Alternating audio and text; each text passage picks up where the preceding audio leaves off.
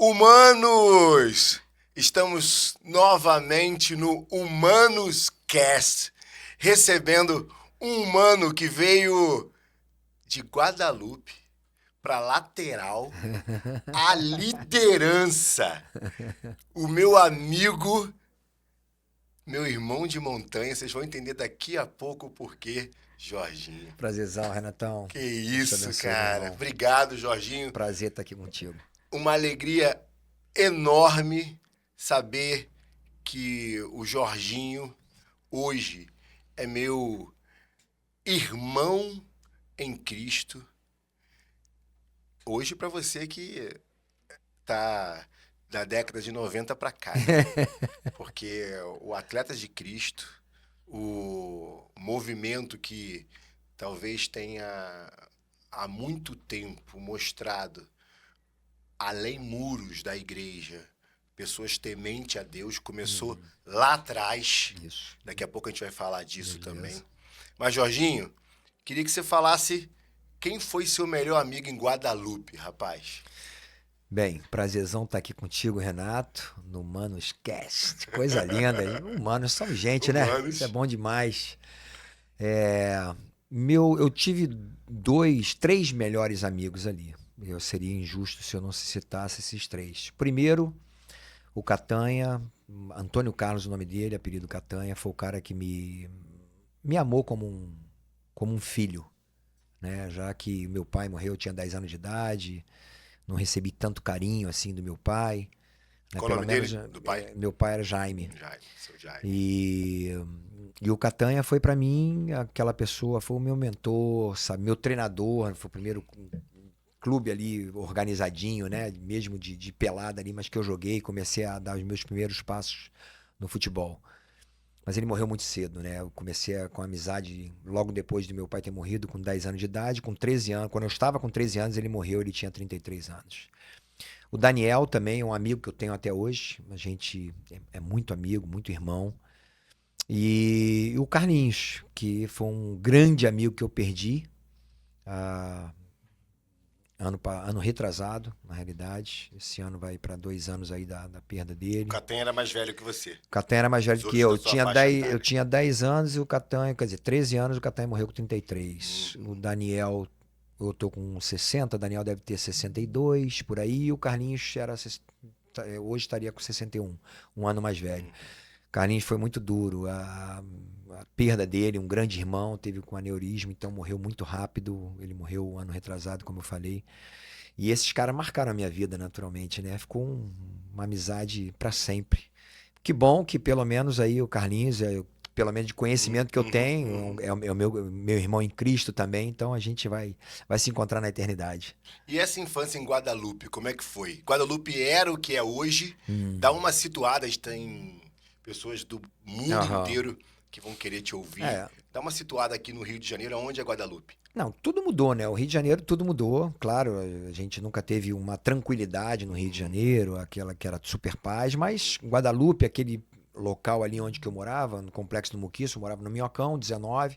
O Bloco 19 é muito conhecido, né? O Minhocão é um dos maiores ou o maior prédio que tem, apesar de terem alguns parecidos, que é o conjunto Getúlio Vargas. Fizeram alguns prédios assim, tem na Gávea, tem alguns outros Verdade. lugares. Não sei se cidade alta, mas tem lá em Guadalupe e o 19 é o maior de todos. E ali, na época, tinha muita questão militar. E tinha, inclusive, são 4 blocos, chamado Bloco de Sargento, que tem em frente à Avenida Brasil, 4 prédios iguais. Era super tranquilo. Corpo de bombeiro ali perto. Corpo de bombeiro, na época nem existia o corpo de Uhum, bombeiro, aquilo ali era puro mato. Eu cansei de caminhar ali pelo Camboatá. Então, assim, era um período em que a gente, como criança, aproveitou bastante. Tinha um tiroteio outro, mas era muito raro. Na realidade, o que tinha era assaltantes aí de botequim, era difícil ter alguma coisa muito grande, então a gente tinha muita tranquilidade. Na época, as crianças, principalmente, tinham que estar em casa 8 horas, e foi um período em que tinha muita disciplina mesmo. Então, hoje está muito diferente, a questão da comunidade em si, da favela, ela cresceu um pouquinho mais, as dificuldades aumentaram para muita gente. Quem morava nos prédios tinha um pouquinho mais de capacidade, qualidade de vida, e hoje está muito parecido, né? E por isso que eu, naturalmente, cheguei à conclusão que eu precisava contribuir com a minha comunidade, né? De ajudar a minha comunidade e, quem sabe, dar uma oportunidade para crianças, adolescentes e jovens que não tiveram a oportunidade que nós tivemos, que nós não tivemos na época, Uhum. que eles pudessem ter essa oportunidade A gente hoje. vai falar disso daqui a pouco, do Instituto Bola pra Frente. Exatamente. Quantos anos já? Já vamos para 25 anos. Eita! Mas esse Completamos esse papo de ano. Guadalupe aí é há 50 e poucos anos atrás. Qual era o grande medo do Jorginho de 10 anos? O grande medo que eu tinha, sinceramente, era me tornar como meu pai. Porque eu sei que meu pai tinha muitas coisas boas, né? Meus irmãos falam, e eu conheci meu pai muito pouco, tinha 10 anos de idade. Então, as lembranças que me marcaram foram muito ruins, foram negativas, né? Meu pai espancando a minha mãe ficou surda de um ouvido por causa disso. Eu lembro que até hoje, lembro até hoje que uma vez ele era técnico de televisão. Meu pai tinha 3 empregos, ele era um provedor, Uhum, trabalhava uhum. muito. Ele era técnico de televisão, ele tinha um emprego como caixa de uma padaria e oficialmente ele trabalhava no correio. E ele falou: Olha, eu vou sair para consertar uma televisão, não fecha a porta, mas eu tinha muito medo com essa questão de alguém entrar na casa, né, entrar no apartamento. E eu acabei fechando, só que eu acabei dormindo na hora do Jornal Nacional.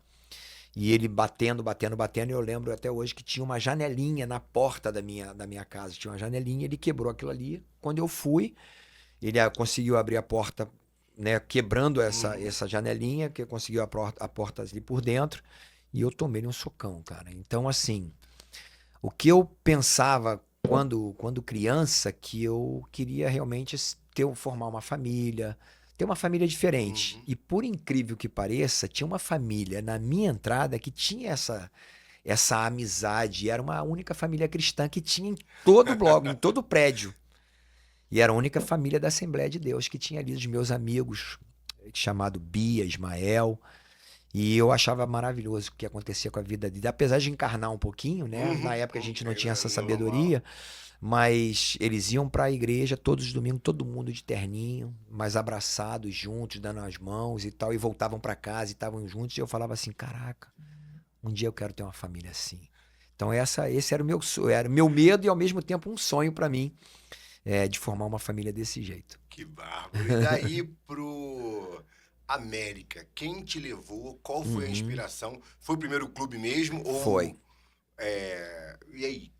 Foi o primeiro Como chegou clube. lá? O América treinava, na realidade, no Nacional. O Nacional é um clube que tem ali em Guadalupe. Uhum. Porque ali a nossa área é meio Deodoro Guadalupe, né? Uhum. Então, mas Deodoro é mais do outro lado da estação. Então, o lado de Guadalupe, depois da Avenida Brasil, onde que tem hoje ali o Corpo de Bombeiro e tal, ali é Uhum. mais chamado Uhum. de Guadalupe mesmo. E aí, o América estava treinando no Nacional e um amigo meu jogava no América. O apelido dele é Donga, Marcos, o nome dele. E ele hoje mora na região dos Lagos. Ele falou: Jorge, estão precisando, Jorginho, na realidade Sapim, que era meu apelido, né? Estão precisando de jogadores da sua idade, com 13 anos, e eles estão montando uma equipe sub 15. E eles estão precisando de jogadores. Aí fiz o teste, cheguei lá, de zagueiro e tal. O Uhum. Djalma, que era o treinador, falou: zagueiro, eu levantei a mão, só que eu era muito pequenininho. Ele falou: tá de brincadeira comigo. Zagueiro desse tamanho. Mas ele falou: vou te botar de zagueiro. Aí fui de zagueiro, fui muito bem, por sinal. Ele falou: mas depois, no final do treino, ele falou: você vai permanecer. Né, ele escolhe os jogadores que vão ficar, Uhum. mas eu vou te botar de lateral direito. Eu falei: tá bom. E fiquei de lateral direito até hoje. Começou. E daí, como surge Flamengo? Porque é, é, é quase de Guadalupe pro Japão, né? É Como é verdade. Meu Deus do que, céu. como é que foi esse salto? Antes de chegar ali no Flamengo, no profissional, eu tive uma experiência muito legal, que foi com o Edu, irmão do Zico. Ele fez uma diferença muito grande na Cara, minha vida, Edu, o porque rei da resenha, cara. Esse cara é muito muito gente bom. boa, muito gente boa.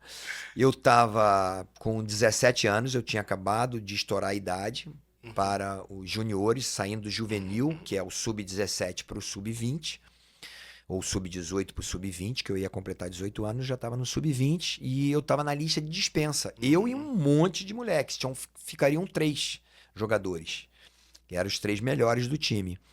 E aí o Edu falou, não vou mandar embora, trocou de treinador, o Edu chegou, ele falou, não vou mandar embora ninguém, eu decidi que eu quero ver vocês treinando.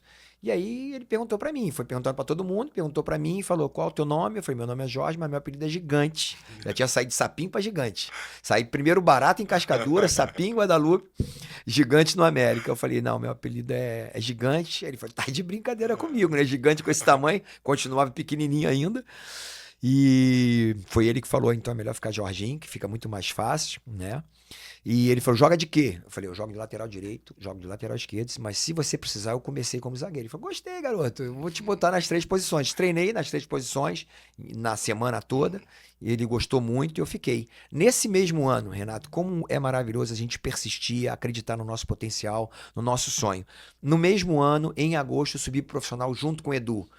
O Edu assumiu o profissional. E no mesmo ano, o Edu me apresentou ao Jair Pereira, que era o técnico da seleção sub-20, que foi treinador e campeão sul-americano e mundial. Sub-20, pela primeira vez campeão mundial. E eu estava lá também. Então, quer dizer, aquele garoto que ia ser mandado embora em janeiro de 1982, em 82 subiu pro profissional, foi convocado para a seleção brasileira em 1983, já estava no profissional, né, como titular e jogando na seleção brasileira e sendo campeão sul-americano e mundial. Eita. Aí depois veio o Flamengo, aí ficou mais fácil, né? Seu maior medo aos 17 anos? Não conseguir me tornar um profissional. Esse é um dos maiores medos do atleta. Ele não conseguir... Primeiro eles querem se federar, né? Chegar num time como o América, depois ser um profissional, né? Você ter o teu primeiro contrato, né, como profissional. Então eu consegui isso com 17 para 18 anos de idade, que foi um momento mágico para mim, maravilhoso. Então, melhor alegria já sei a resposta, né? Ah. A maior alegria dessa idade foi ter sido foi efetivado. ter sido efetivado no profissional, porque eu treinei várias vezes para ajudar o profissional, para completar, e com essas minhas idas me deu uma noção muito grande de quando eu cheguei no profissional, eu já sabia já como os caras se comportavam. Isso foi muito importante para mim, né? Às vezes a gente acha assim, tu vai lá, vai ser chamado para o profissional só para completar um trabalho.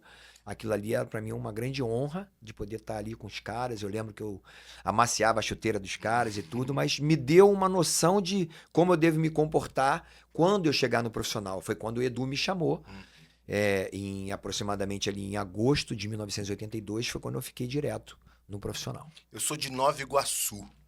Tive a oportunidade de fazer meu doutorado na Inglaterra, num lugar chamado Imperial College. Mas Nova Iguaçu nunca saiu da minha vida e eu sempre carreguei, talvez hoje com terapia menos, a necessidade de ver toda a minha família tão bem quanto eu estava. Então isso sempre me deixou incompleto. Eu acho que isso é meio que comum de quem veio da escassez. Verdade. Né? Essa vontade, eu tô bem, mas e meu irmão, e minha irmã, e minha prima, e minha tia? Como foi para você estar nesse patamar e a sua família estava como nessa época? Bem, eu sou caçula de 7 irmãos. Nós já havíamos perdido uma irmã, a terceira, a Rose. Ela morreu logo depois de meu pai. Meu pai morreu em junho de 1975, a minha irmã morreu em setembro de 1975. Foi uma perda muito grande para todos nós. Nós tínhamos, então, nós já éramos em 6. E meus irmãos todos mais velhos do que eu, né, cada um com a sua vida. Eu lembro até hoje que quando eu subi profissional e comecei a ter uma qualidade de vida melhor, uma condição financeira também melhor, eu quis colocar meus irmãos para estudarem, que eu achava que era os mais velhos.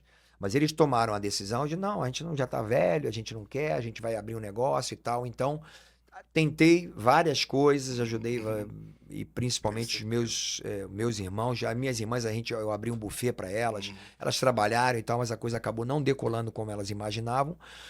O meu irmão mais velho, que é o José, infelizmente na época ele era viciado em drogas, e o Jaime era alcoólatra, que hoje é um pastor, que é o cara que me levou a Cristo, né? Então, assim, eu tentei de todas as formas, mas a vida deles realmente não contribuiu para que eu pudesse ajudá-los. No momento que eu percebi que não tinha muito o que fazer, o que eu fiz? Eu procurei dar para cada um local digno de morar, para morar, né? Ter uma condição pelo menos mínima. Meu irmão, quando se converteu, as coisas melhoraram muito para a vida dele. Hoje ele tem a vida dele, não preciso de forma nenhuma ajudá-lo, né? E o meu irmão, que era viciado em drogas, o Zé, graças a Deus, ele está totalmente livre, ele não se converteu, mas ele está livre das drogas. E Deus já se converteu dentro da igreja, Deus libertou ele ali, e até hoje ele ainda não se firmou com Jesus ainda, mas eu tenho certeza que isso vai acontecer. E aí procurei ajudá-lo e até hoje ele é um taxista, ele é um trabalhador, né? Tem uma vida super simples, mas graças a Deus está muito bem. A paixão dele hoje é exercitar, correr, tal, e ele basicamente saiu das drogas e emburacou mesmo nisso e tá pelo menos com uma vida digna. E como eu falei, a gente infelizmente perdeu, né? Perdi 3 irmãs, perdi a Elisa, mais velha, perdi a Margarida, que era a quinta, né, da família, morreu de câncer, e a Elisa morreu de um acidente, morreu de uma descarga elétrica. Infelizmente, assim, na minha família a gente teve algumas perdas com algumas situações bem estranhas, né? Mas graças a Deus assim a gente conseguiu ser curado de todas essas coisas aí. E a família agora tá, a maioria servindo a Cristo, graças a Deus. Como fisioterapeuta, eu convivo com dores extremas. E pessoas que andavam e de uma hora para outra não andam mais. Uma lesão neurológica crônica que descobre que não vai mais mexer o corpo, que vai ficar dependente de alguém, ou alguém que se acidentou numa ousadia de uma motocicleta e ficou tetraplégico. E muitos se perguntam por que eu? E uma das ressignificações que eu tento trazer para eles é por que não eu? Essa sua família, você já deve ter perguntado por que eu? Eu acho que hoje com Cristo por que não você? É verdade. Você acha que essa família tão humana que você relatou, talvez as pessoas que estejam ouvindo a gente tá lembrando de um irmão envolvido em drogas que depois virou pastor, uma irmã linda que perdeu, que você imaginou que ia vê-la cuidando dos seus filhos, sendo uma grande tia e não é mais. E tem alguém se perguntando, não tenha se ressignificado como você conseguiu fazer, até hoje decidindo escolher por que ela. O que você tem a dizer? Você acha que esse ministério que Deus está... que eu vejo claramente em você, um ministério de ressignificar a vida de pessoas, te forjou a família que você veio? Com certeza. Toda a minha vida, Renato, essas perdas, eu pude lidar com essas perdas durante todo o período ali da juventude da minha infância também, perdendo um pai, perdendo uma irmã muito cedo. E eu creio que isso me forjou muito. E nós aprendemos, né? A gente vai falar sobre essa situação um pouquinho, né? Nós aprendemos que Deus dá a cada um a montanha que Deus quer, na realidade, que sabe que vai ser importante para essa pessoa. E isso me forjou muito, me fez superar limites, superar barreiras, superar, sabe, a falta de pessoas queridas. Eu falei da Rose, logo a minha irmã que morreu logo depois do meu pai. A Rose, eu era o xodó dela, ela saía para namorar comigo no colo dela. E perder a minha irmã foi muito difícil, porque era um período em que a gente estava voltando a se falar por uma série de razões da família. A família do meu pai tentou afastar ela da nossa família e tal. Uma coisa do passado que nem tenho mais tristeza, nem mágoa em relação a meus familiares, em relação ao do meu pai. Mas no momento que a gente estava voltando, minha irmã sofreu um acidente e morreu de acidente de carro. Então, assim, isso nos deu, claro, muita tristeza, trouxe muita tristeza ao nosso coração. Chorei muitos anos, ao longo dos anos aí, por causa da perda dessas irmãs. Mas eu pude aproveitar o que eu não tive a oportunidade de dar com meu pai, eu pude aproveitar pelo menos das minhas 3 outras irmãs. E a que eu tenho hoje, a Sandra, que está aqui comigo, que eu amo de paixão, minha irmã, meu irmão Zé, meu irmão Jaime, que me levou a Cristo, né? Um homem de Deus. E às vezes as pessoas não conseguem entender como que aquele cara é ungido, como é que aquele cara tem autoridade. E eu sei por que o Jaime Amorim, que é um pastor muito conhecido da Igreja da Graça de Deus, por que ele tem essa autoridade? Por que ele é querido? Porque esse homem, além de tudo que ele faz, da entrega que ele tem no ministério, é um homem de oração. Amém. Então, chego na casa dele, às vezes ele chega em casa às 11 horas da noite, e cansei de ver isso. Quando dá 3 horas da manhã, ele está de pé para orar. Aleluia. Ele ora, e daqui a pouco, 6 horas da manhã, ele já está indo para a igreja de novo. Então, assim, é um homem totalmente dedicado à oração. Aí, na hora que alguém chega precisando, ou até mesmo chega pessoas que caem endemoniadas, a autoridade que ele tem, assim, é algo assustador. Entendeu? Para quem não entende essa coisa da intimidade com Deus, é isso, é através de oração. Então, assim, é um privilégio para mim ter os irmãos que eu tenho hoje. E se nós nos amamos hoje, é porque a gente entendeu que a gente precisava aproveitar todo aquele período com os nossos irmãos. E a gente precisa aproveitar esse tempo agora. E eu sempre falo com eles, eu quero tomar café com eles. Às vezes cada um faz uma coisa, fala, mas vamos estar junto para a gente poder tomar café, porque isso nos fortalece. A gente tem que aproveitar o tempo que a gente tem juntos. E eu realmente assim fui muito forjado durante todo esse tempo. E eu creio que essas dores vão me preparar naturalmente. Eu tenho me preparado durante todos esses anos para falar com pessoas, por exemplo, que perderam seus entes queridos, que choram, ficam o tempo todo lamentando. Mas é muito importante nós aproveitarmos aquilo, como nós falamos ontem, antes do podcast, daquilo que está aqui. A gente às vezes lamenta aqueles que se foram e esquecemos daqueles que estão aqui, que precisam do nosso amor, que precisam da nossa atenção, precisam do nosso carinho, e a gente tem tempo, que está aqui com a gente. Pandemia mostrou isso pra gente. Quanta gente a gente perdeu? Perdi meu sogro, perdi meu concunhado, né? A minha esposa aí perdeu o pai dela, perdeu um cunhado, e a gente tem que aproveitar o tempo. O tempo que nós temos aqui, a gente tem que aproveitar com as pessoas que nós amamos, de abraçar, estar com essas pessoas e procurar realmente aproveitar todo o tempo possível com elas. Já que você citou a Dona Cris, quando ela apareceu na sua vida? Ah, foi maravilhoso. Eu morava em Guadalupe, a minha irmã que morava comigo, na época morava com a gente lá, meu pai tinha deixado Dona ela. Cris é a esposa. É minha esposa, do Cristina. Jorginho. Uma querida, um abraço. Aproveitar e mandar um abraço para a Tamires. Jorginho, esses dias, fez um elogio de público, quase 5.000 pessoas dizendo que amava e iria amar muito mais, e aumentou, encheu a bola dela. E as outras mulheres ficaram assim, e aí, amor? E quando vai? Falei, amor, me deixa que quando chegar meu momento, você também vai ficar com Eu a tava bola com o cheia, microfone igual a lá, Dona né? Cris. Não, mas eu sou literalmente apaixonado pela minha esposa. Tina eu conheci com 13 anos de idade, como eu falei, eu estava saindo de Guadalupe, levando a mudança da minha irmã, a Elisa, que era a mais velha, indo para Taquara, ali na Merck. E nessa de leva, né, eu lembro que passava na rua, a galera, vai lá, vai o circo, era sofá rasgado, geladeira toda enferrujada, e a gente levando aquilo ali. E cada cadeira que eu levava, sofá que eu levava, eu olhei para cima assim, e a minha irmã morava no primeiro andar, e vi uma moreninha, cara, fazendo unha. E toda vez que eu levava e voltava, e tá aquela moreninha lá. E na hora de ir embora, eu dei um tchauzinho, ela deu também. Pra mim, deu mole, né? É bom, Ela meu fala, irmão, era o que eu precisava. ela fala que nada, eu fui educada contigo, né? Mas aí eu fiquei com aquela moreninha no meu coração. E voltei pra Guadalupe, continuei morando em Guadalupe, só que a Merck era muito próximo da onde eu treinava, que o América já estava no Camurim, que o Julite Coutinho, o irmão dele era o presidente do América e tinha uma área ali e deixou o América treinar. E aí eu falei pra minha mãe, falei, eu acho que é melhor morar, mas de olho já com o olho já na moreninha, né?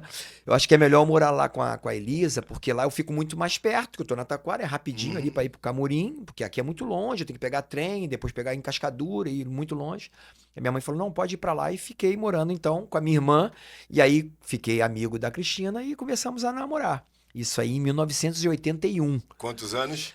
Ela tinha 14, já tinha feito 14, eu já tinha feito já 17. Então ela acompanhou todo esse crescimento. Todo meu do América, ela me pegou no América no juvenil ainda, eu estava subindo ainda para os juniores. Eu cheguei a morar na concentração do América ainda durante uns 6 meses ainda, que facilitou um pouquinho mais o meu trabalho, a minha entrega para aquilo que eu gostaria, né? Foi difícil ficar longe dela, mas foi importante para mim também para treinar. Então ela acompanhou todo esse processo meu ali. É assim, é por amor mesmo, né? Na bola não, porque a gente sabe que às vezes, pô, o cara chega no profissional, né? Tal, e aí de repente, pô, arruma uma mulher bonitona e tal, e a minha mulher é uma gata. E como você consegue explicar talvez você tenha escolhido o melhor pai possível nessa época do Flamengo para você não pirar. Porque sair de Guadalupe, chegar no profissional, se manter com a mesma mulher. Uhum. Alguém no Flamengo dessa época foi um exemplo de homem para você? Sim, sim. Bem que eu tinha outros exemplos já dentro de casa. Uhum. Logo em seguida, claro, eu cheguei no Flamengo em 84. Uhum. O Zico ainda não estava no Flamengo, o Zico chegou em 85. Esse cara, pra mim, posso dizer, pra mim foi o melhor jogador que eu tive a oportunidade de jogar. Olha que eu joguei com grandes jogadores. Joguei com o Leandro, que jogou muito também, pra mim era um Zico de lateral direito, de zagueiro. Joguei com o Romário, com o Bebeto, com grandes jogadores, Lothar Matheus, e joguei contra, naturalmente, Maradona. Mas o Zico era assim diferenciado, porque ele era completo em tudo, né? O Zico chutava muito bem de direita, assim como de esquerda, cabeceava muito bem, ele era o cara do último passe, mas ao mesmo tempo o cara que fazia gol, o cara que batia falta muito bem e fora de campo um cara exemplar. Como família, sempre com a sua esposa, Sandra, com muita simplicidade, com muito carinho, com muito respeito com os jogadores, ao mesmo tempo sempre firme quando precisava chamar a atenção dos atletas. Eu lembro até hoje, em 87, que a gente reclamando do Renato, que o Renato prendia muita bola. E eu, lateral, então passava todos, e o Renato nunca dava. E a gente fez uma reunião, o Carlinhos fez uma reunião, aí cada um fala alguma coisa e tal. Aí eu falei e tal, o Renato precisa soltar um pouquinho mais a bola. O Zico falou, olha só, parou, acabou. Não tem que reclamar de Renato, não, porque ele tá resolvendo lá na frente. Se tiver que marcar pro Renato, eu vou marcar pro Renato. Pronto, o Zico falou que ia marcar pro Renato. Então, todo mundo tem que marcar pro Renato, na realidade, que ele tava resolvendo a situação. Então, o Zico, para mim, foi o maior exemplo de profissional na minha vida. E nessa época surge a proposta de ir para a Europa. E não simples, ir para uma cultura muito diferente, que é a alemã. Isso. Como é que foi isso? Já era uma cultura do futebol alemão contratar brasileiros? Como foi você chegar lá? Como é que foi essa maturidade? Como é que foi a conversa com a Cris quando a proposta chegou? Bem, nós, como cristãos, né, a gente crê muito naquilo que às vezes as pessoas não imaginam que possa acontecer. Eu estava numa reunião, Renato, de Atletas de Cristo, e veio um rapaz e falou assim, Jorge, eu posso conversar contigo logo após o culto de Atletas de Cristo, lá no Leblon. E ele falou para mim assim, cara, Deus colocou muito claro no meu coração que esse ano você vai embora do Brasil. E que você vai para um país, que você nunca esteve. E Deus vai te usar muito lá. Bem, eu recebi isso, né? A Bíblia fala para a gente não desprezar as profecias, mas reter aquilo que é bom. A gente não pode viver em relação, né, dependendo disso, mas guardei aquilo no meu coração. O mapa foi dado. Isso foi dado. A gente indo para casa, a Cristina falou assim, bem, desde que não seja Alemanha ou Japão, a gente vai para qualquer lugar. Os caminhos de Deus. E eu falei para ela, depois de muito tempo, que foi justamente os dois únicos países que eu fui como atleta. Alemanha e Japão. Falei, mas por que você falou Alemanha e Japão? Ela falou, Alemanha eu lembrei da guerra, e Japão é porque é muito longe. Mas nada mais do que isso. Eu falei, então, se você falasse mais um outro, Deus ia mandar a gente. E foi assim que aconteceu. Na realidade, o Bayer Leverkusen veio para ver o Bernardo, que era um volante do São Paulo. Só que eu estava como capitão da seleção brasileira em 1989. Jogando contra Portugal no Maracanã. Nós ganhamos de 4-0. E eu joguei muito, mas jogando de lateral. E eles queriam um volante. Que ano isso? Isso aí em 1989. E aí, o diretor, o treinador falou assim, eu não quero mais o Bernardo, não. O Bernardo era um grande zagueiro, um grande volante, um cara grande mesmo, um cara de postura muito boa, muito bom jogador, por sinal. E falou, eu quero o Jorginho porque eu quero esse número 2, porque ele vai se adaptar muito bem ao estilo de jogo que a gente gostaria lá de colocar. E foi assim que aconteceu. Mas só aconteceu isso porque teve uma contusão. Porque eu estava na seleção brasileira, e eu não podia conversar com os caras. E eu estava na Granja Comari e ninguém permitia com que empresários entrassem lá. Então eu tinha que esperar terminar tudo para que eu pudesse conversar com o Bayer Leverkusen. E na época não tinha essa facilidade de ter celular, nada disso. Era por telefone, então era muito difícil da comunicação. O que acontece? Eu tenho uma torção no joelho. Eu fui dar um drible meio a lá Bebeto, aquele drible que ele dá pra fora. Eu tive um problema na torção no joelho e vim embora. Quando eu chego em casa, quem tá lá? O pessoal do Bayer Leverkusen. E aí nós fechamos o contrato e aí fui para o Leverkusen já, cheguei lá em setembro de 1989. E a cultura alemã? Assim, uma cultura completamente diferente, um país muito frio, língua difícil de falar, mas eu me adaptei muito bem. Eu realmente fui um dos atletas e não tinha essa cultura muito de brasileiro. O que tinha estado no Bayer Leverkusen era o Tita, que ele foi campeão da UEFA, por incrível que pareça, eles foram campeões da UEFA lá na época pelo Bayer Leverkusen, e isso chamou a atenção para eles dos brasileiros. E eu fui o segundo brasileiro do Bayer Leverkusen. Chegando lá, tinham apenas mais 2 brasileiros. O Tito já havia saído. Tinha o Nando, que era um jogador do Hamburgo, um centroavante, que jogou inclusive no Flamengo depois de alguns anos, e o Leonardo Manzi, que era um jogador do São Paulo. E eram poucos brasileiros que tinham lá. Então eu fui um dos pioneiros, né, vamos dizer assim, para que vários jogadores brasileiros passassem primeiro no Leverkusen e depois saíssem dali para o Stuttgart, para o Bayern de Munique, principalmente, que o Bayern de Munique pegou vários jogadores. Eu, Paulo Sérgio, Zé Roberto, Lúcio, começamos no Bayern Leverkusen e depois fomos para o Bayern de Munique. E essa cultura cristã, lá do teu irmão Zé até os Atletas de Cristo, você levou para a Alemanha? Jaime, o Zé ainda não. Já estava em você? Na realidade, assim, eu tive que tomar uma decisão. Meu irmão começou a falar. Meu irmão, assim, duas vezes ele se viu dentro da igreja completamente fora de si, xingando o pastor. E quando o pastor foi muito firme com ele, mas principalmente aquilo que estava nele. E ele se converteu naquele momento, ele chegou em casa totalmente transformado. Aquilo ali trouxe um impacto muito grande na nossa família.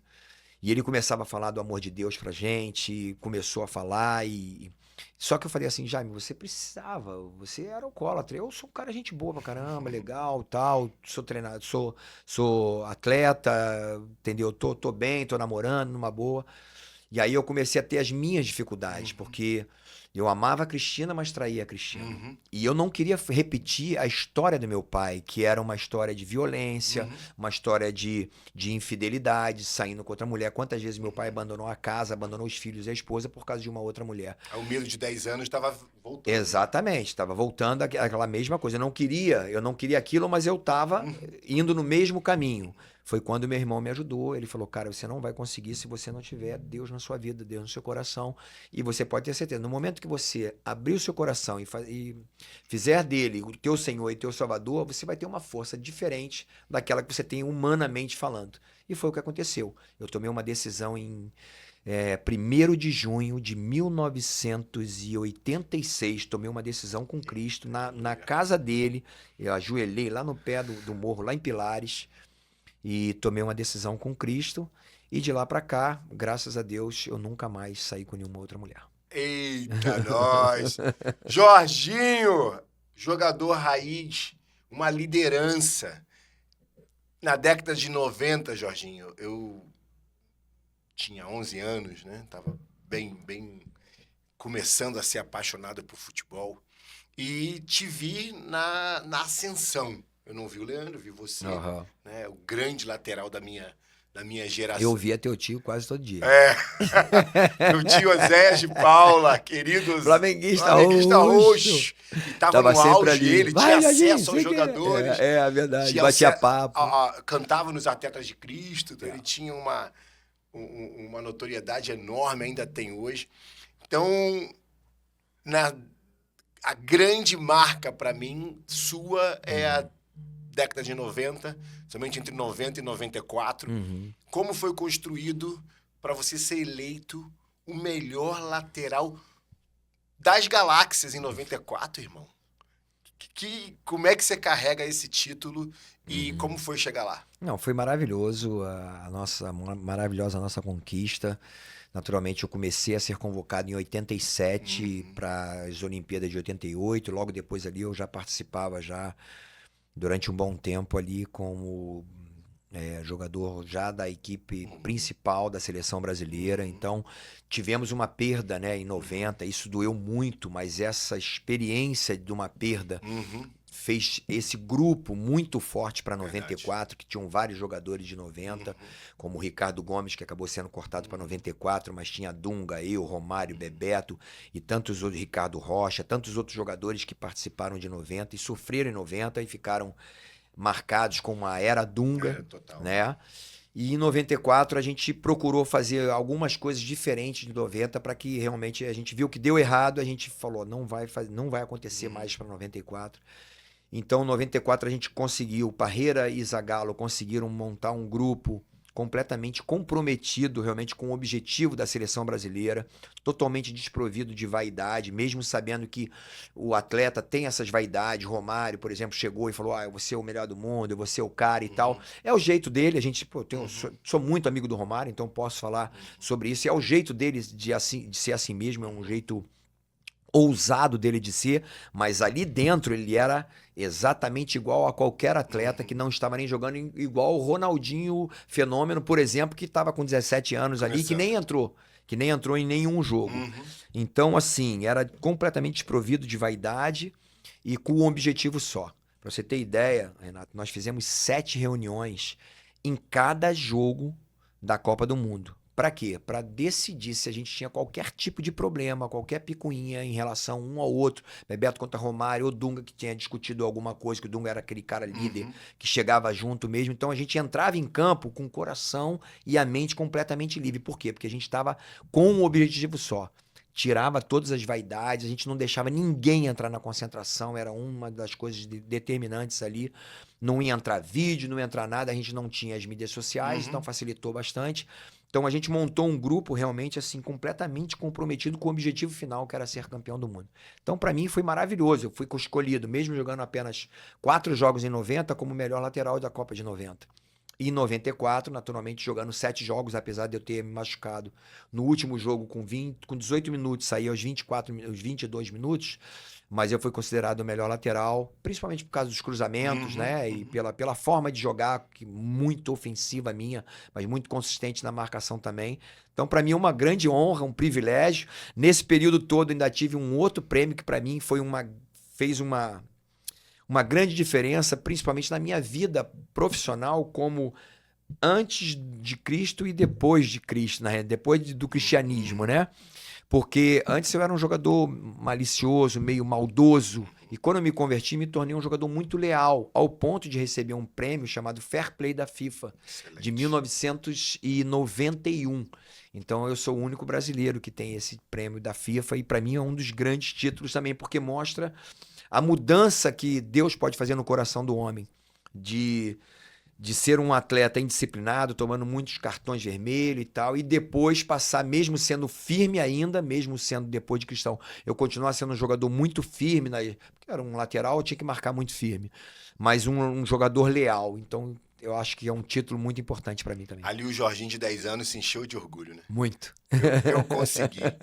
E é grato àqueles que contribuíram na minha vida, como o Catanha, como o Seu Djalma, que foi meu primeiro treinador no América, e depois o Edu, que não deixou ser mandado embora, e depois mudou a minha vida também, que me levou pro Japão, ele que era o meu treinador lá no Kashima.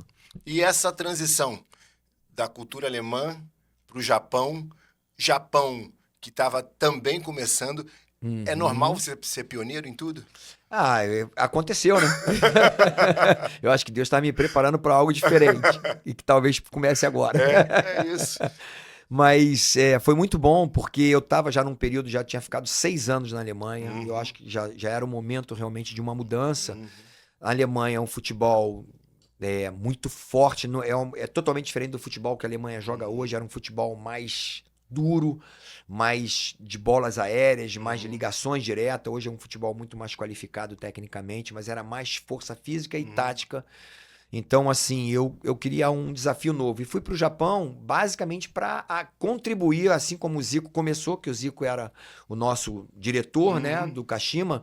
Então ele levou alguns atletas lá que pudessem ser também, não apenas atletas, mas treinadores dentro de campo. Então a gente posicionava os jogadores, os laterais conversavam comigo, quando que eles deveriam ultrapassar, quando eles deveriam marcar, como fazer a marcação ou a cobertura de um zagueiro, no momento certo que eu tenho que soltar para poder me subir ao ataque. Então isso aí foi muito importante, a presença de muitos atletas brasileiros e europeus também para a formação do atleta japonês. E eu tive o privilégio de jogar no Kashima Antlers, que é o maior campeão né, do Japão, e 2 vezes campeão japonês, campeão de Copa, sendo eleito o melhor jogador do Japão em 1996, fui eleito o melhor jogador da liga, foi algo maravilhoso, um momento...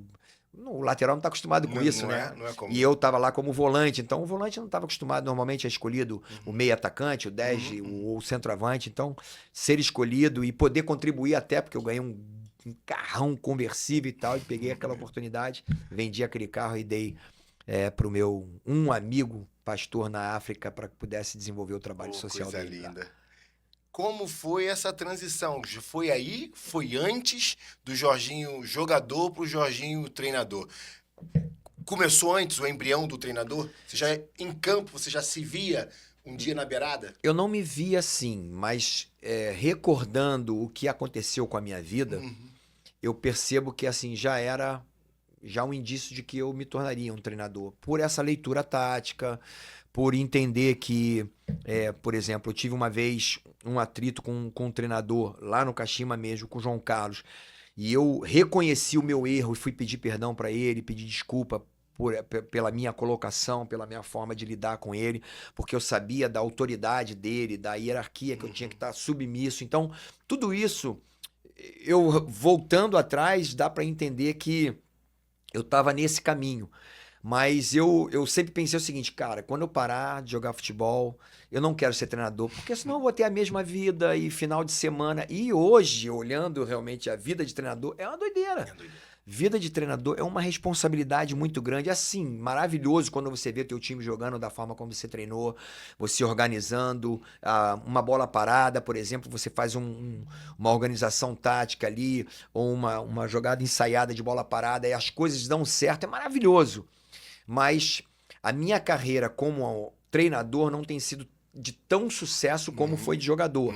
Eu tive alguns títulos, campeão carioca invicto, último campeão do Vasco, né? Campeão carioca invicto fui eu, 2016, o último título do Vasco.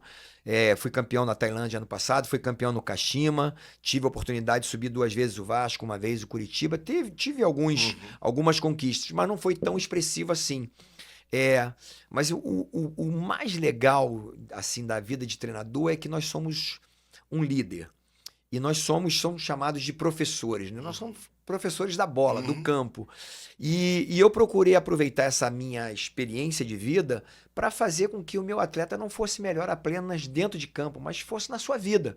E as histórias que eu tenho são muito legais, assim, de ver que eu contribuí com a vida de muitos atletas para que ele pudesse ser um melhor pai, um melhor marido, um melhor filho, e isso faz toda a diferença na minha vida. Isso é que me traz grandes alegrias. Mas realmente, ser treinador é loucura. Essa sua capacidade de se readaptar, a gente chama de plasticidade cerebral. É um cérebro que não é rijo igual essa estrutura, né? Que se eu apertar demais quebra, né? Ele é mais maleável, né? Como uma folha, como um livro. Essa capacidade de se transformar em alguém novo. Qual foi a idade que você se transformou em treinador? Que ano? Foi em 2005. 2005, isso. Qual eu já clube? estava no América. E qual foi a época, o grande medo do Jorginho de 2005? De 2005, peraí, minha preocupação maior era com a minha família.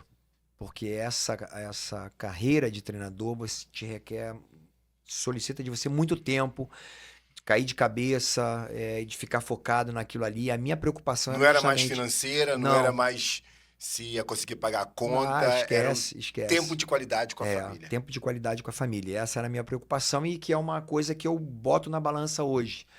Parado, hoje, eu estou sem clube, e eu vejo o quanto eu tenho tempo com a minha família, o quão precioso é, por exemplo, estar com meus netos, curtir os netos, é maravilhoso.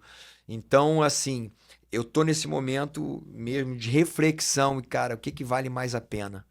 A gente continuar, né, desse jeito, ainda... Claro que eu ainda tenho muita coisa a dar no futebol ainda, né? Estou fazendo também curso de gestão esportiva, porque eu acho que eu tenho que estar preparado para uma série de coisas, não apenas como treinador, porque vai chegar no momento também que você acaba cansando de estar muito à frente e apanhando muito, né? E tendo sempre que ser o cara, o responsável, de você ficar um pouquinho mais na retaguarda e te dar um pouquinho mais de tranquilidade. Mas a minha prioridade hoje, naturalmente, é essa, eu tenho orado muito a Deus e pedido a Deus muita direção, porque eu quero estar no centro da vontade de Deus. Se é para estar como treinador, que eu vou estar com tudo, e Deus vai me dar a paz e a necessidade de estar com a minha família, o tempo de estar com a minha família. Se é para não ser, se é para sair dali e fazer uma outra coisa, eu sou um palestrante, então palestro com várias empresas, é uma forma de me manter também financeiramente, e eu sou um homem de Deus, que falo do amor de Deus, é muito importante explicar isso aqui. Quando eu sou treinador, eu nunca uso da minha plataforma de treinador para poder ficar evangelizando e fazendo igreja, ou fazendo alguma coisa ali. Eu sempre tenho um respeito muito grande. Até cito um exemplo que o Marcelo Santana, que foi diretor executivo do Vasco há pouco tempo agora, foi mandado embora há pouco tempo, foi meu presidente no Bahia. E quando eu fui para o Bahia, ele falou assim: Jorge, eu tenho uma preocupação. Você sabe que Bahia é de todos os santos. E eu falei, minha pergunta para ele foi: você quer um treinador? Você está contratando um treinador ou um pastor? Ele falou, um treinador. Então, pois bem, você vai conhecer o Jorginho, treinador. Perfeito. Eu não sou pastor, eu não sou formado em pastor. Eu sou um cara que ama a Deus, sou cristão, mas você vai me conhecer. Eu não vou, de forma nenhuma, desrespeitar a minha profissão ali e tal, e eu querer usar dessa plataforma para poder fazer alguma coisa. E foi maravilhoso, que ele era um católico, e ele me chamou para ir numa missa católica, e eu fui lá com o maior prazer, com a maior alegria com ele, e ele viu e ele desmistificou quem eu era. Então, quando eu fui embora, 3 meses depois, fui mandado embora, as coisas não aconteceram como a gente gostaria, né? E o Brasil nunca tem... Vida de treinador. Vida de treinador, né? Não dá tão certo assim, não ganha sempre, você acaba sendo mandado embora. Aí eu falei, pelo menos, presidente, você teve a oportunidade de conhecer o homem, o treinador e o cristão Jorginho, né? Você viu que não houve uma confusão em relação a isso, houve um respeito muito grande. Então é muito importante as pessoas entenderem, né? Mas eu sou um homem de Deus e eu procuro viver a minha vida cristã, levar para pessoas, porque eu acredito o seguinte: todo homem precisa de Cristo. Para mim isso é indispensável falar. Todo homem precisa de Deus, precisa de Cristo no seu coração. E eu vejo muitos companheiros se enchendo de outras coisas, mulheres, noite, mas isso não vai trazer paz. Isso não vai trazer paz ao seu coração e satisfação. Pode ter certeza. Eu provei isso na minha vida, muito jovem, mas provei. E eu tenho certeza absoluta que se você realmente deixar Cristo entrar no seu coração, você vai ter uma paz que você jamais teve no seu coração. Amém. Você falou de Leandro e Zico como na época de grandes homens e jogadores. E hoje, quem é o seu exemplo de treinador? Você acha que o Jorginho já construiu uma filosofia? Ou você se adapta à filosofia que você é contratado a, né? Quando você treinar o Vasco, você tem que se adaptar à forma que o Vasco joga. E só para trazer logo para o tempo do Ancelotti, né? Que treinador hoje é a sua grande referência? Eu gosto muito da forma do Klopp jogar.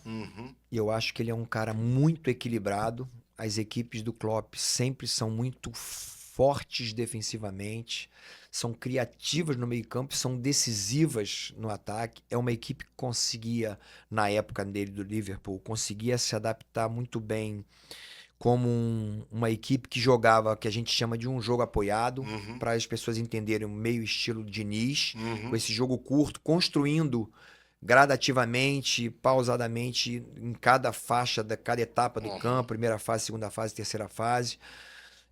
Mas ao mesmo tempo era uma equipe extremamente veloz numa transição, que a gente chama de transição ofensiva, ou num contra-ataque. Então eu acho que a gente, como treinador, a gente precisa estar muito...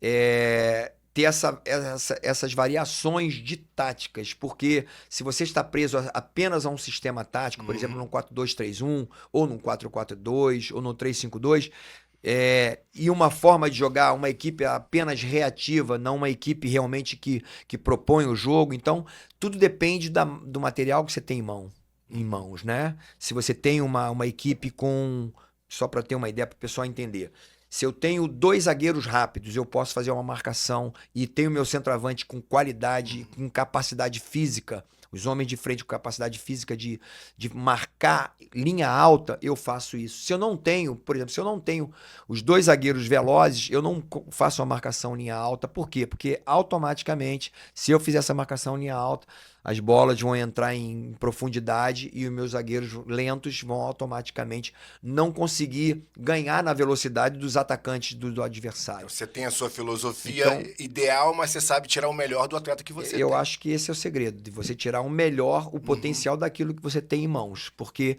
cada clube, aqui a gente não tem, você pode ver, não existe um planejamento. Seleção brasileira. Seleção brasileira acabou lá a Copa do Mundo em 2022. Saiu o Tite e entrou o Ramon Menezes interino. Com uma filosofia de trabalho totalmente diferente do Tite. Contrataram o Diniz como interino também para esperar o Ancelotti. Né? E que Ancelotti não viria, aquela coisa toda. O Diniz com um sistema de jogo totalmente diferente, filosofia de trabalho, que precisa de muito tempo para trabalhar. E não deu certo, e mandaram ele embora, trouxeram o Dorival, que é totalmente diferente do Diniz. Então não há um planejamento. E que agora o Ancelotti é totalmente diferente da forma de trabalhar do Dorival, do Diniz. Então, assim, a gente está 1 ano da Copa do Mundo, espero que dê certo, dê tudo certo, que Deus abençoe o Ancelotti ali, mas vai ser um processo para ele que não é tão simples assim, né? Apesar dele ter toda a experiência, ser um cara extremamente vencedor. Particularmente, eu acho que deveria ser um brasileiro, né? Essa é a minha opinião. Eu acho que a gente teria, por exemplo, um Renato Gaúcho, é um cara que é um estilo muito do Ancelotti, tem já os seus títulos importantes que o credencia a seleção brasileira, mas acabaram tomando a decisão pelo Ancelotti. Respeito, mas estamos aí e vamos torcer para a seleção brasileira. A CBF, eu acho que eu fico mais à vontade para falar do que você, ela é um retrato do Brasil. A política que se faz é uma política para que pessoas cresçam usando a máquina. Então, se o futebol puder crescer nesse momento, seria bom para todo mundo. Mas o que querem é se manter no poder. Pessoas, a média de tempo que um diretor de futebol permanece no poder numa federação nesse Brasil afora é incomum com o progresso de qualquer empresa séria. Então, é aquela mesma filosofia, algo que se perpetua passando de pai para filhos. É o caso atual hoje. Eu acho que nenhum país sério do mundo teria um caso de tradição hereditária de poder numa autarquia do futebol como é o Brasil. É uma pena que seja assim. Eu espero que mude. Eu acho que os clubes estão pressionando para que isso mude. O Brasil está mudando. Eu sou talvez o mais esperançoso dos homens. Eu costumo falar para os meus alunos que eu sou filho do ventre livre. Meu bisavô era escravo e olha onde eu estou hoje. Então eu tenho que ser alguém cheio de esperança. Verdade. Então, e alguém que topa desafios. Né? Não dá para ter esperança e ficar parado. Você tem que fazer a sua parte. Eu acho que a gente se parece nisso, né, meu irmão de montanha? Deixa eu me... Eu também, vou pegar o Deixa meu eu botar aqui. meu uniforme. Vai botar a camisa? Não? Ou então a gente mostra a camisa, pelo menos. Olha aqui, olha aqui. Meu amigo legendário. Aí, garoto. Coisa Eu linda. sou o legendário 127. Meu aqui, o meu eu não consegui. O meu eu não consegui. Eu não consegui ganhar. Legendário 126895. A gente não que pode, experiência, hein? A gente não pode falar que muito. Experiência. Entendeu? Mas isso aqui. Isso aqui é importante. Mostra atrás aí, mostra atrás. Eu comecei a falar disso, né? Que eu tenho várias coisas em comum com o Jorginho, né? Uma paixão por Jesus Cristo, uma paixão pela família, uma paixão em cuidar de gente. Sou fisioterapeuta, neurocientista, pesquisador para ver como o mundo pode ser melhor. Quero te dar meu livro. Eita. Olha a cor do livro, olha a cor. Olha o laranja aí. Isso! Foi proposital ou não? Não. Que coisa, tu não sabia nem que... Nem sabia. Então, meu último lançamento, Neurociência do Dia a Dia, e tudo se faz novo de novo. O intuito de cada livro que eu escrevi, ou que algum escritor escreve, é uma catarse do momento, né? Essa foi uma catarse obrigado. desse momento. Eu te chamo aí de meu irmão de montanha e quero que o Deus que a gente serve cuide de você e da sua família nos vales que eles haverão e nas montanhas, sem poder falar muito, senão o Lafayette vai brigar com a gente. Mas a gente teve um privilégio único. Subimos com pessoas incríveis, entre elas o nosso pastor, Josué Valandro Júnior, esteve lá com a gente.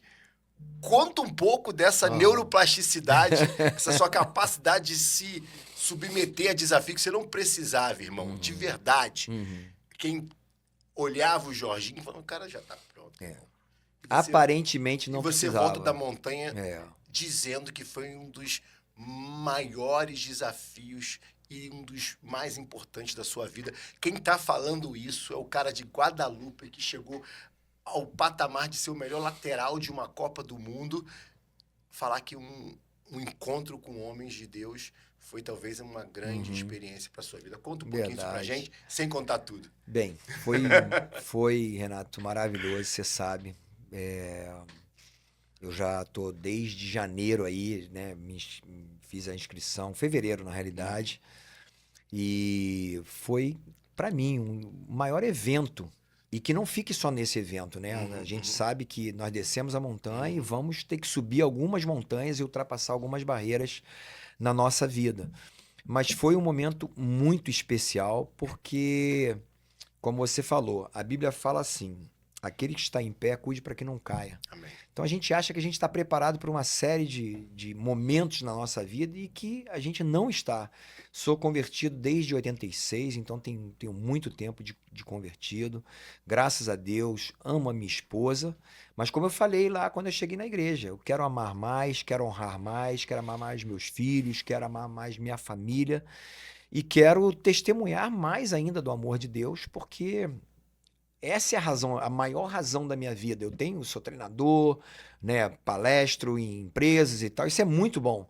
Mas compartilhar o amor de Deus e ver o que Deus pode fazer na vida de um homem como nós, o que Deus fez lá na montanha, é algo maravilhoso. Como o Renato falou, a gente não pode expor tudo aquilo que está lá, mas assim, Deus trata muito a nossa vida, né? Trata na mente, trata no corpo e trata literalmente no nosso espírito, sabe? É uma coisa muito espiritual e que eu saí dali assim muito motivado em ser um melhor, como eu falei, ser o melhor pai, ser o melhor filho. Não tenho meus pais aqui, mas tem meus irmãos que são mais velhos do que eu.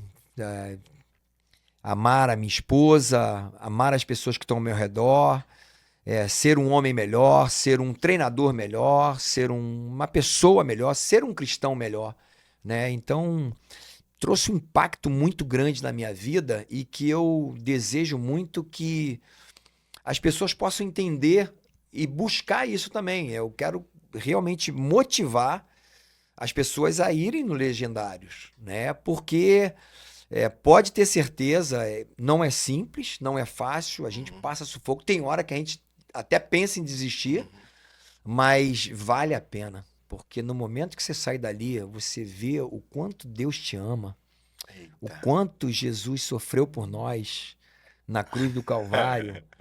E por mim e pelo Renato e por cada um de nós, que a gente não merecia todo o sacrifício que ele fez por nós, mas que a gente chama o legendário número 1, nos amou de uma forma tremenda, né?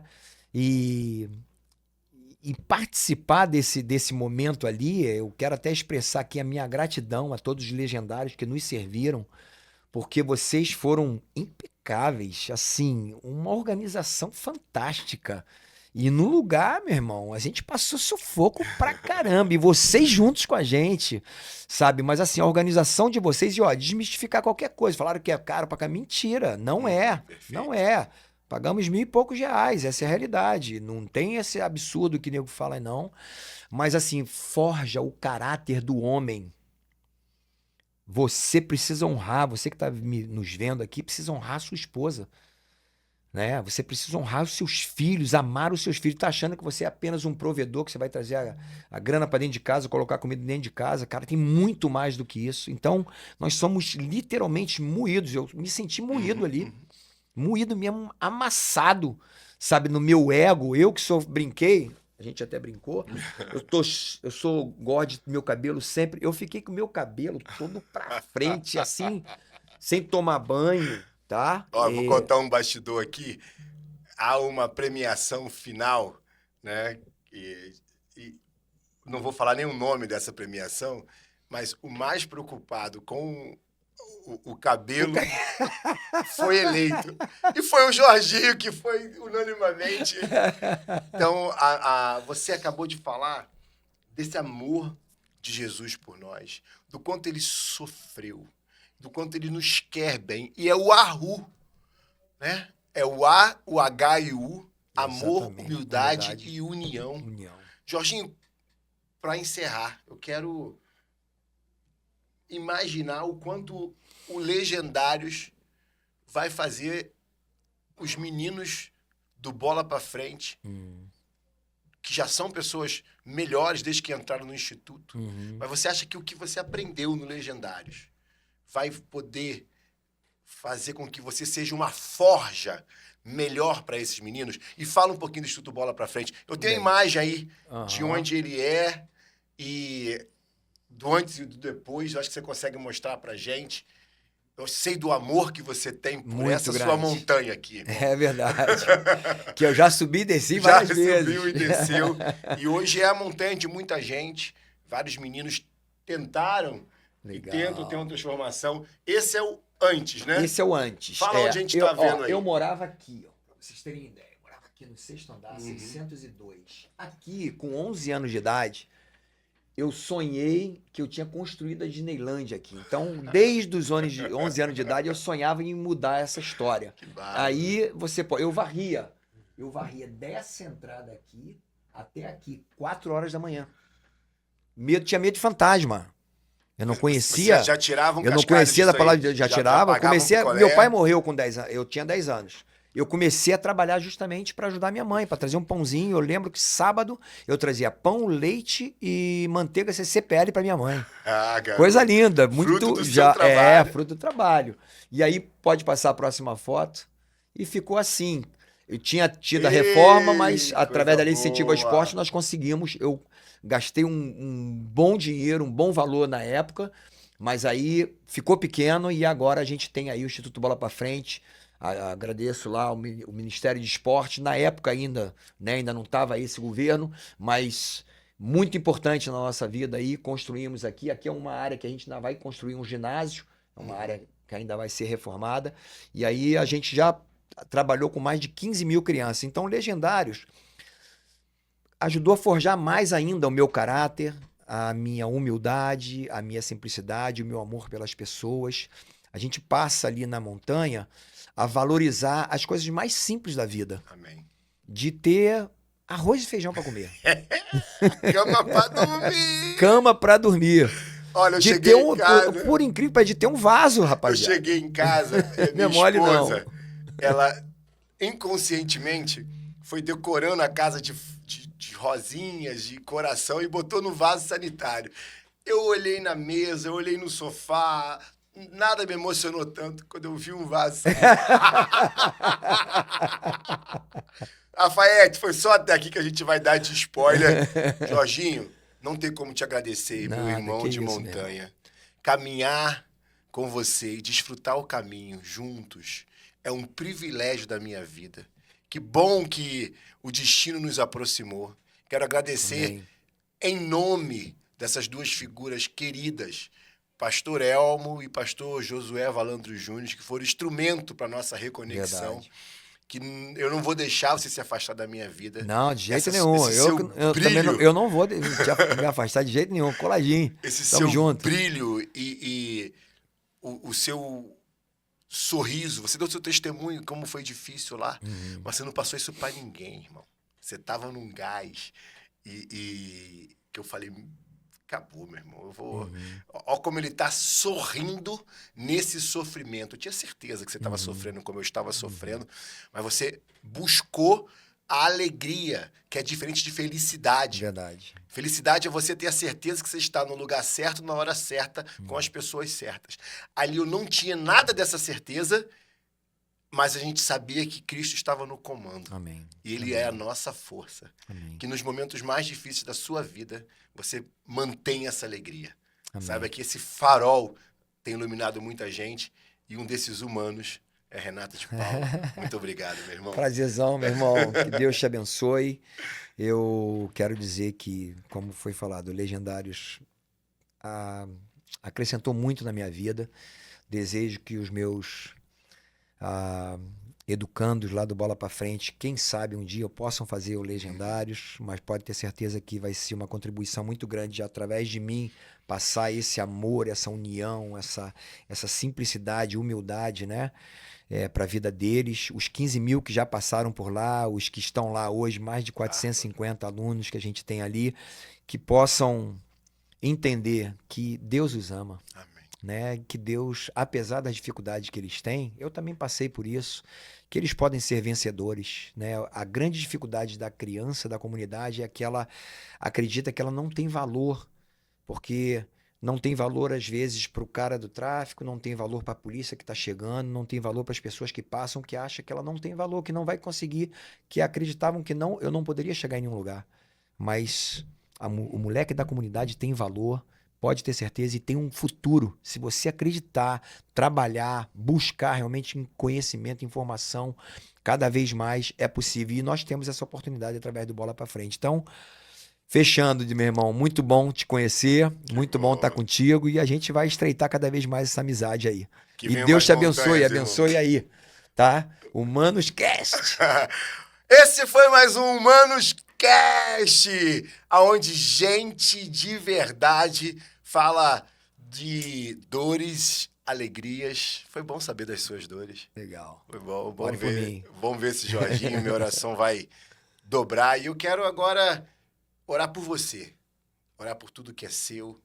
Pedir ao Deus da sabedoria que visite a sua casa, que te acompanhe, que seja um amigo fiel, um amigo real, que você pode olhar para o lado e saber, Espírito Santo, você está aqui comigo, em momentos de alegria, em momentos de desesperança, em circunstâncias que você vai se perguntar, por que comigo? Se pergunta, por que não comigo?